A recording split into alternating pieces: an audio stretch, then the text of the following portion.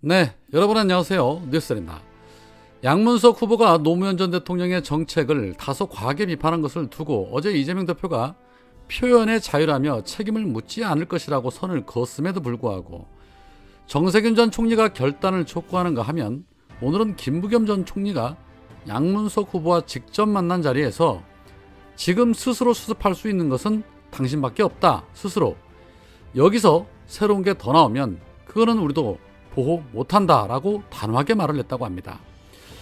어제 김부겸 전 총리는 당이 공식 선거운동을 앞두고 가장 큰 위기에 처했다라는 입장문을 통해 김우영, 양문석 등 막말과 관련해 논란 있는 후보들에 대한 재검증을 촉구한 바 있습니다. 그러나 이재명 대표가 선을 긋자 이제는 양문석 후보에게 직접 결단을 촉구한 겁니다.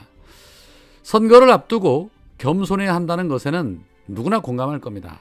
그러나 이재명 대표의 말처럼 정치인에 대한 정책과 관련한 비판은 얼마든지 할 수 있음에도 왜 이 부분을 두고 적폐들과 결을 같이 하려는 것인지 정말 이해를 할 수가 없습니다. 그런데 아니나 다를까 데일리아는 벌써 단독 보도를 통해 양문석 후보가 한 카페에 올린 글을 캡처해 올리면서 이찍이라고 표현하고 윤석열을 미치광이라고 표현했다며 또 막말 논란에 불을 지피고 있었습니다. 이찍이라는 표현이 막말은 아니죠. 지들은 입만 열면 좌파라는 단어를 입에 달고 사는데 이찍이 무슨 막말이 되겠습니까? 또한 윤석열에게 미치광이라는 표현도 다소 과한 부분은 있을 수 있겠으나 정권에 대한 그 정도의 표현은 전혀 문제될 게 없습니다. 아무런 죄가 드러나지 않았음에도 이재명 대표에게는 범죄자, 전과자라는 말을 입에 달고 사는 자들에 비하면 이 정도는 양반이죠. 그런데 적폐들이야 기울어진 지지율을 반등시키기 위해서 그런다 손 치더라도 왜 여기에 고민정까지 가세를 하는지 정말 납득할 수가 없습니다. 고민정 의원은 페이스북에 저는 노무현 대통령님을 살아생전 한 번도 만나본 적이 없다. 저는 민주당원도 아니었다. 그럼에도 대통령님의 서거 소식을 듣고는 생면부지의 사람임에도 불구하고 광화문 분향소로 달려갔다. 죄책감이었다. 국화꽃 한 송이를 들고는 지켜드리지 못해 죄송하다는 말을 가슴속으로 수없이 부르짖었다. 누군가 당신을 조롱할 때 왜 쳐다만 보고 있었을까? 언론과 정치인들이 당신을 멀리할 때 왜 손잡지 못했을까? 가슴을 쳤다. 침묵으로 방관하기만 했던 내 자신이 너무나 원망스러웠다. 그러나 이번만큼은 후회할 일을 하고 싶진 않다. 15년 전 가슴속으로 다짐했던 대통령님을 지키겠다는 약속을 이번만큼은 지킬 것이다. 대통령님의 손을 두 번 놓치지는 않을 것이다. 라며 이재명 대표와 대립각을 세우는 듯한 그러한 발언을 냈습니다. 이 웬 뜬금포를 쏘는 걸까요? 한 번도 만나본 적 없는 돌아가신 노무현 대통령을 지키겠다는 소리보다는 적폐들로부터 지속적으로 억압을 당하고 공격당하고 있는 이재명 대표를 지키겠다고 해도 시원찮을 판에 대놓고 이재명 대표와 또다시 대립각을 세우는 고민정. 총선이 얼마 남지 않은 시점에 당내 갈등이나 분열이 될 요소가 있으면 설령 자신의 생각과 다르다 하더라도 좀 조용히 참고 인내하고 단합할 생각을 먼저 해야 하는데 늘 가장 먼저 앞장서서 이재명 대표에게 딴지를 거는 고민정입니다. 도대체 왜 저러는 걸까요? 이재명은 흔들고 양문석을 흔들어서 본인이 얻고자 하는 게 뭘까요? 자, 그런데 말입니다. 고 노무현 대통령을 비난하고 비판했던 자들이 수두룩한데 왜 다른 사람들에게 대해서는 입국하는 것일까요? 하물며 박용진 같은 경우는 대변인 시절에 노무현 전 대통령의 유시민 장관 임명은 개가 자기 꼬리를 물고 뜯으려는 모양새처럼 꼴불견이다 라며 노무현 대통령에게 개라는 표현까지 했는데 왜 그런 부분에 대해서는 지적을 안 하는 걸까요? 아마도 네 편 내 편에 따라서 입장이 달라서 그런 것이겠죠.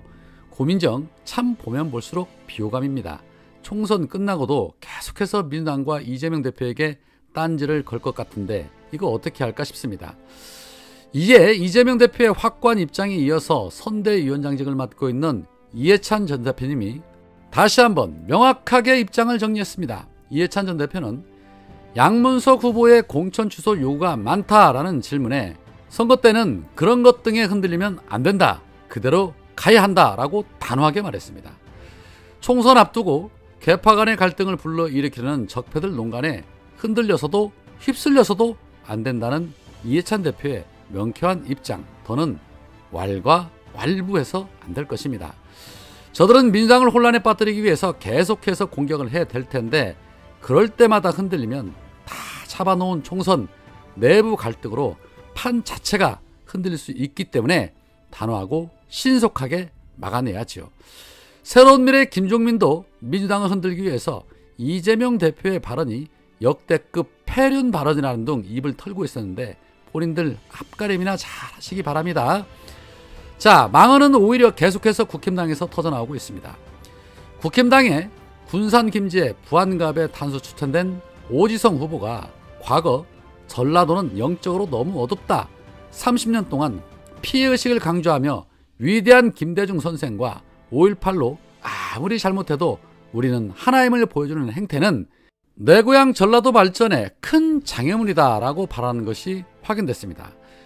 목사 출신인 오지성은 지난해 7월 자신의 유튜브 채널에서 내 고향인 전라도는 영적으로 너무 어둡다, 흑암의 세력에 전라도 땅이 잡혀있다, 전라도에서 윤석열 퇴진 운동을 앞장서서 했던 사람들이 대통령 표창을 받고 있는 시대가 지금 시대다, 기가 막힌 현실이다 라고 말을 했고, SNS를 통해서는 전라도는 관공서에도 거리에도 일반 건물에도 학교 건물에도 왜 더블당 색깔인 파란색일까, 고도로 가스라이팅 시키기 위해 계획된 의도라는 생각을 떨칠 수가 없다, 30년 동안 피해의식을 강조하며 위대한 김대중 선생님과 5.18로 아무리 잘못해도 우리는 하나임을 보여주는 행태는 내 고향 전라도 발전에 큰 장애물이다 라고 말했다고 합니다. 참, 이런 것이야말로 막말 중에 막말이죠. 전라도를 대놓고 어둠의 세력이라고 말을 하고 김대중 전 대통령이 30년 동안 전라도의 피해의식을 강조를 했답니다. 정신 너갱이 빠진 인간들 정말 많은데 이 말본세를 보니 오랫동안 가스라이팅 되어온 딱 대형 보수교회 스타일이 아닐까 싶습니다. 먼 눈에는 뭐만 보인다고 본인들 눈이 어두우니 세상이 어두워 보였겠지요. 세상 돌아가는 물정을 몰라도 저렇게 모를까요? 오죽하면 윤석열의 탄핵만은 안 된다고 말했던 이준석마저도 이종섭을 호주로 도주시킨 윤석열을 보며 도피시킨 윤석열도 문제라면서 심판해야 한다라는 말까지 했겠습니까? 이준석은 검사 시절 잘못된 일을 바로 잡겠다면서 권력과도 맞서 수사하던 것이 바로 윤석열이다, 박정훈 대령이 제대로 수사를 하려고 하니 그 사람을 항명죄로 잡아넣으려고 했다, 이것은 윤석열의 자기부정이다, 내부 총질이 아니라 윤석열 하는 거 봐라, 누군가는 지적을 해야 하지 않냐, 꼭 심판해야 하는 것이 맞지 않냐 라고 말했습니다. 네, 심판해야 맞는 것이 아니라 당연한 겁니다. 심판의 날 이제 24일 남았습니다. 관건은 투표율입니다. 저쪽은 투표율이 늘 한결같지요. 해서 적극적인 투표 동료로 인해 이번 총선 확실하게 심판해야 합니다. 오늘은 여기까지입니다. 고맙습니다.